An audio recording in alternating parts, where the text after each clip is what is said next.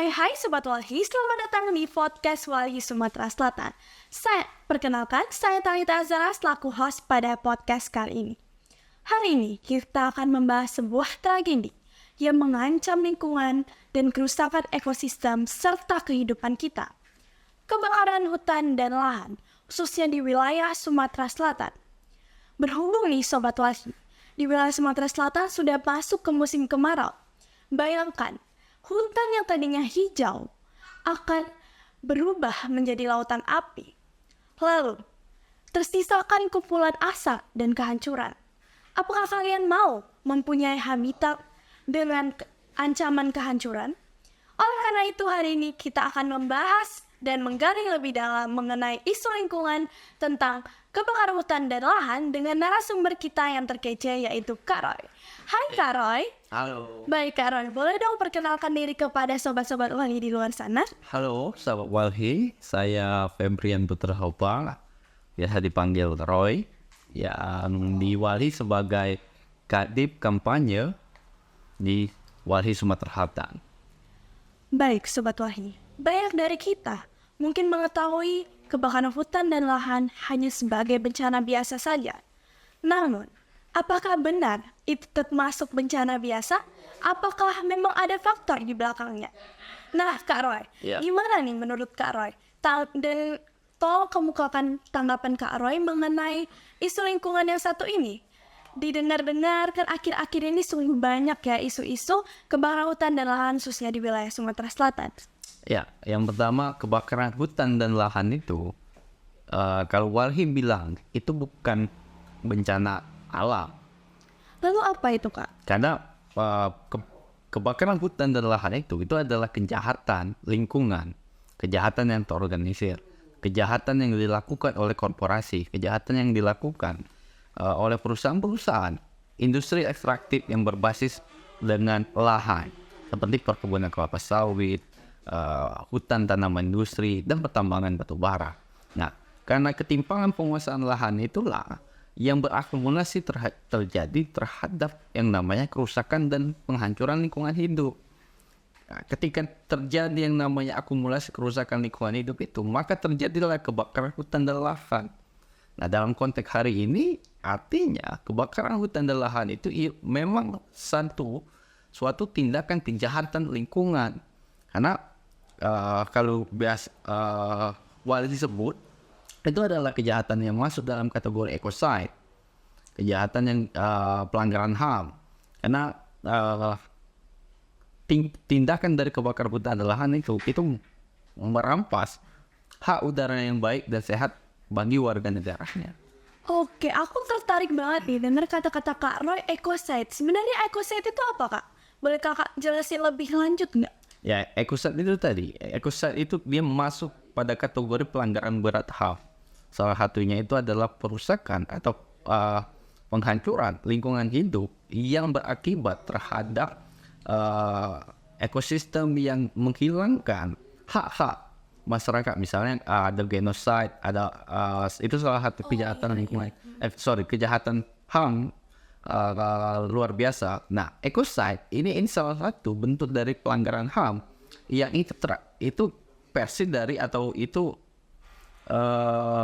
kejahatan terhadap lingkungan hidup.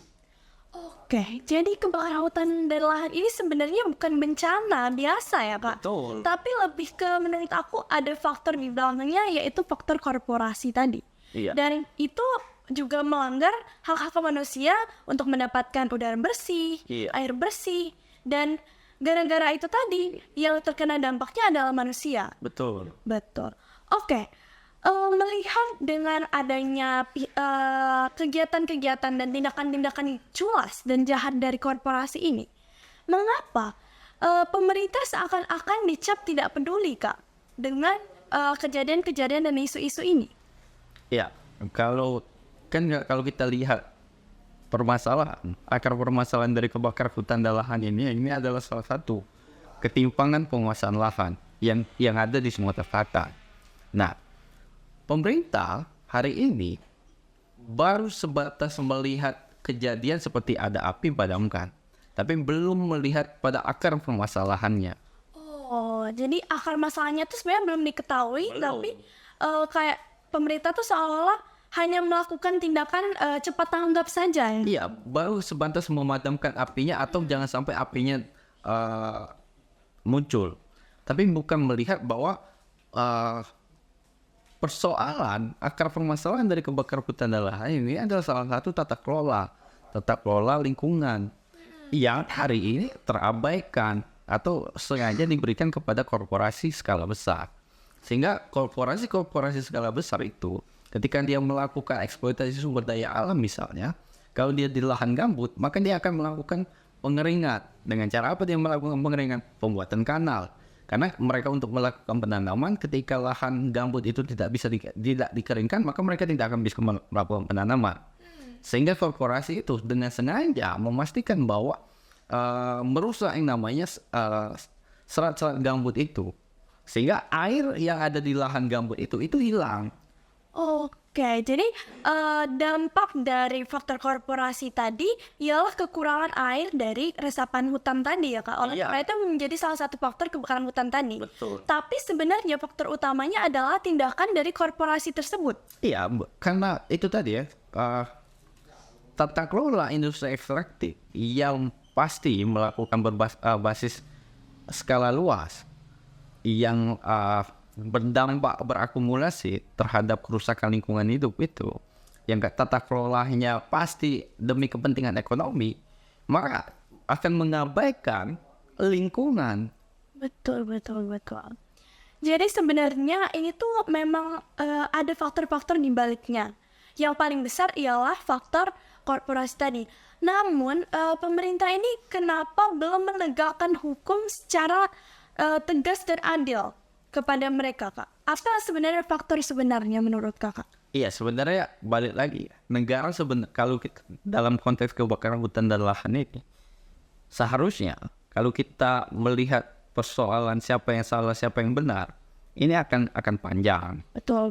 Karena nggak ada situasi yang mau benar, yang mau salah. Iya, betul. Tapi kalau kita melihat konteksnya, siapa yang harus bertanggung jawab terhadap permasalahan ini, balik lagi adalah negara atau pemerintah.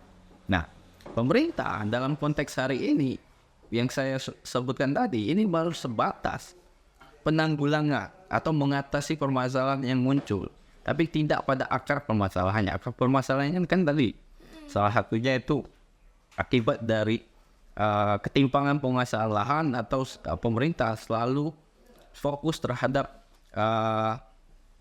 korporasi seperti perkebunan kelapa sawit dan hutan tanaman industri maupun pertambangan batu bara. Nah, yang kedua, negara ini melakukan penegakan hukum itu setengah-setengah.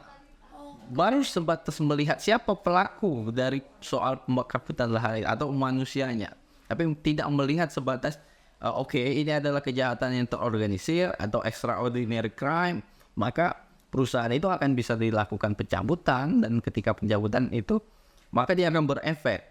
Ketika kalau tidak pada level pencabutan izin, maka tidak berhenti. Iya, betul, terjadi terus menerus kebakaran hutan dan lahan ini. Jadi sebenarnya yang harusnya pemerintah lakukan sekarang itu mencari akarnya ya Kak, mencari dalam siapa sih yang membuat ini, dan harusnya pemerintah lebih bertindak tegas dalam isu ini.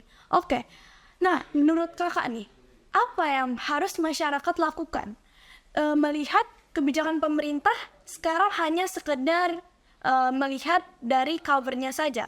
Nah, apakah ada tindakan masyarakat yang untuk mengupaya mitigasi kebakaran hutan dan lahan ini, Kak?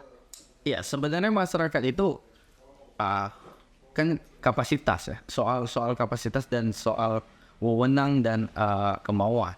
Sebenarnya masyarakat Sumatera Selatan itu mau terlibat dalam melakukan mitigasi bencana. Nah, tapi yang menjadi persoalan bahwa sebenarnya tidak sekuat dengan negara atau pemerintah, karena pemerintah itu punya wewenang yang kuat dan punya sumber daya yang begitu besar. Ya, sebenarnya itu dapat melibatkan masyarakat lokal atau masyarakat sipil, misalnya mengajak mereka untuk melakukan tidak membuka lahan dengan cara membakar. Apa salah satunya? iya difasilitasi oleh negara, misalnya disediakan atau dibantu alat beserta dengan beserta bahan bakarnya. Karena memang hari ini banyak alat tapi bahan bakarnya tidak disubsidi oleh negara. Nah, itu salah satunya upaya ya seharusnya memang concern terhadap keterlibatan masyarakat itu juga harus disupport terhadap negara atau pemerintah.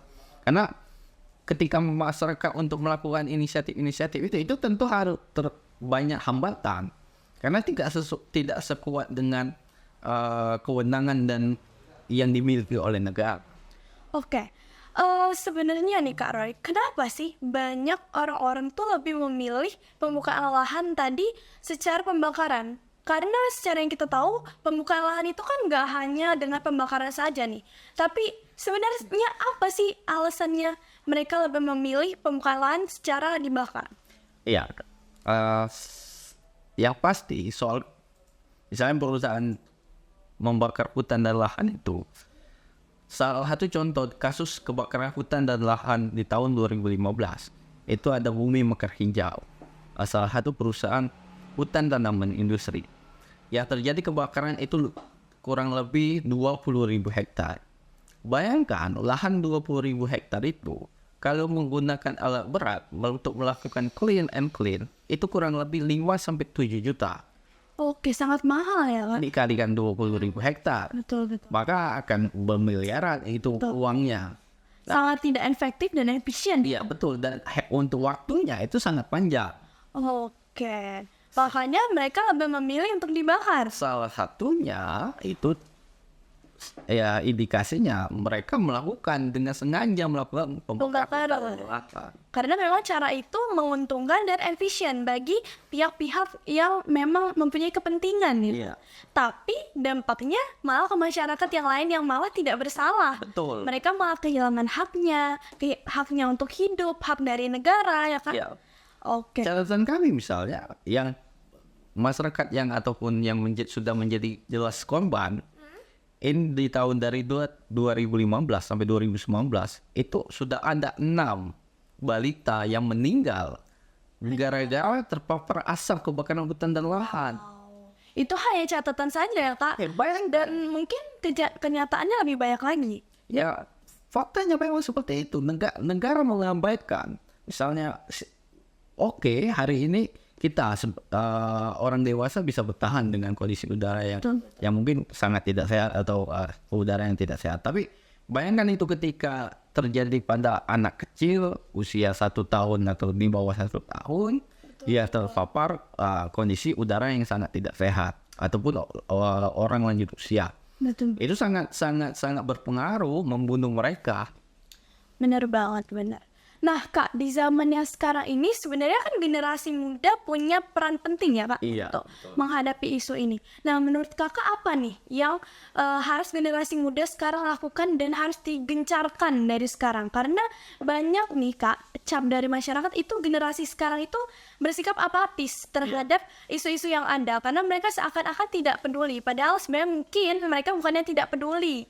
Namun sikap-sikap mereka yang sudah mereka ambil itu kadang tidak terlihat ya Kak. Nah, menurut Kak Roy apa yang harus generasi muda lakukan? Iya, yang pertama generasi muda hari ini sebenarnya betul yang disampaikan oleh Talita tadi.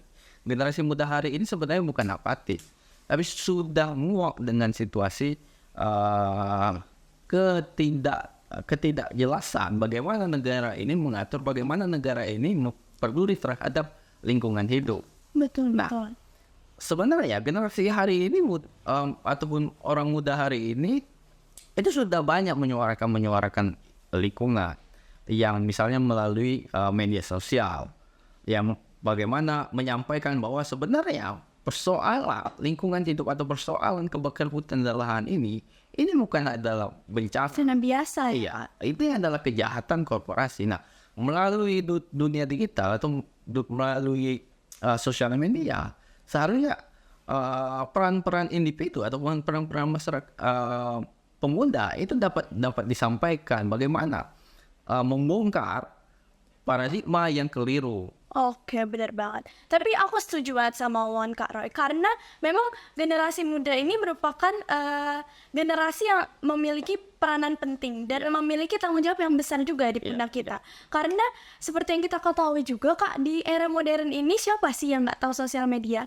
Dan kebanyakan yang bermain sosial media itu kan memang generasi muda. Generasi muda bisa aja memviralkan suatu kejadian dan meng-up-kan sebuah hashtag atau sebuah gebrakan agar dinotis para atasan-atasan di atas kita. Karena kan seperti yang kita tahu juga, kadang hal-hal yang viral itu malah lebih mudah dinotis ya Kak. No viral, no justice. Wow, betul. No viral, no justice. Jadi lebih ke sekarang kita nih harus, kalau ada apa-apa tuh paradigma yang keliru ataupun hal-hal yang hoax ataupun hal-hal yang memang harusnya diviralkan, harusnya kita gencarkan dari sekarang, bener ya Kak? Ya, betul. Oke.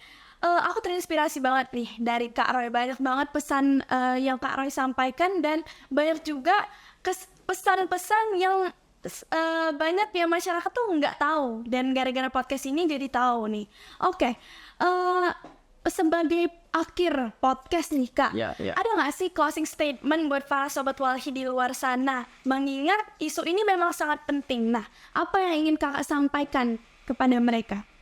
Ya, yang pertama dalam konteks kebakaran hutan dan lahan ini adalah kejahatan terhadap lingkungan. Karena perusahaan itu memang sengaja melakukan pembakaran atau melakukan pembiaran dengan cara itu tadi, mengeringkan lahannya. Ketika masuk musim kemarau ini maka akan terjadi kebakaran hutan dan lahan. Nah, faktanya apa? Karena setiap tahun ini terjadi. Seharusnya kalau upaya untuk melakukan penegakan hukum itu dilakukan, maka ini tidak akan sebegitu parah setiap tahunnya, maka akan menimbulkan efek yang jerah. Nah, pada saat inilah sebenarnya negara seharusnya super power dalam artian menjamin atau melindungi hak-hak masyarakat ataupun udara yang baik dan sehat. Karena sudah cukup 6 balita yang meninggal gara-gara kebakaran hutan dan lahan. Nah, yang terakhir atau yang kedua itu untuk kawan-kawan, sahabat Walhi, mari bersama Walhi untuk mengkampanyekan kejahatan korporasi.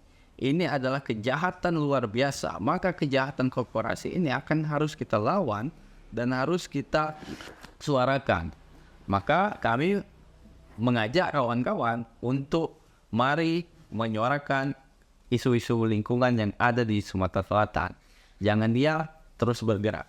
Oke, jadi khususnya sobat-sobat Walhi di luar sana nih, kami harap dengan adanya pembicaraan kami pada hari ini, kalian bisa melihat dan membuka mata kalian bahwa kadang beberapa bencana itu bukan hanya bencana biasa saja, tapi memang ada faktor-faktor di baliknya, dan itu harus kita cari lebih dalam dan kita buka lebih luas lagi sebenarnya apa yang terjadi di wilayah kita sendiri. Karena kalau bukan kita, ya siapa lagi ya Kak? Oke, aku harap sobat-sobat Walhi di luar sana bisa mengambil pesan dan kesan yang baik dari podcast pada hari ini dan bisa turut serta dalam mengampanyakan isu-isu lingkungan yang ada di Sumatera Selatan. Dan kalian yang mau bertanya-tanya juga boleh banget langsung kunjungi kantor Walhi Sumatera Selatan. Kalian bisa cek di Google Maps ataupun di Google ya Kak, pasti ada. Kalian bisa banget main-main ke sini untuk bertanya dengan Kak Roy ataupun dengan kakak-kakak Walhi di sini tentang isu-isu lingkungan yang mungkin kalian minati dan pengen kalian dalami. Oke, akhir kata nih, terima kasih bagi teman-teman yang udah nonton. Aku harap kalian selalu pantengin YouTube Walhi terus dan nonton terus podcast kita. Kita sampaikan bye-bye dulu kali ya ke kamera. Bye-bye!